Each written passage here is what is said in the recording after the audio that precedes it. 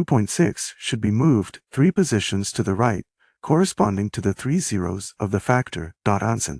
However, we observe that after the decimal point there is only 1 digit. Consequently, to complete the operation, it will be necessary to add 2 zeros, in this case, to achieve the 3 position shift.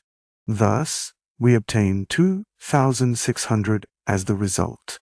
Now let's consider the product 0.08 times 1,000. Given that the factor 1,000 has 3 zeros, it will be necessary to move the decimal point of the factor 0.08 3 positions to the right. Considering that the factor 0.08 has only 2 digits after the decimal point, to complete the operation and achieve the 3 position shift, it will be necessary to add a 0 at the end, resulting in 80, in which obviously the first 2 zeros, having no weight, should not be reported,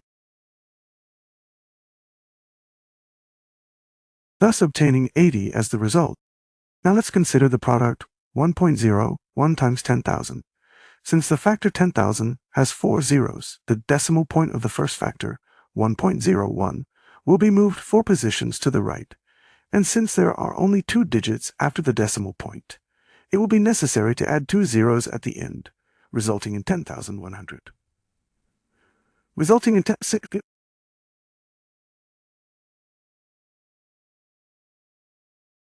Finally, let's consider the product 0.003 times 10,000.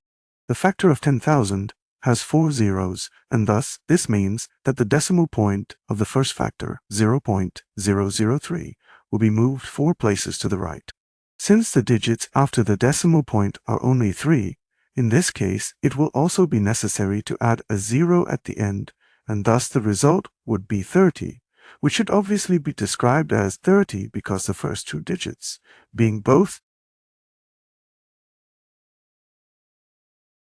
0, have no weight.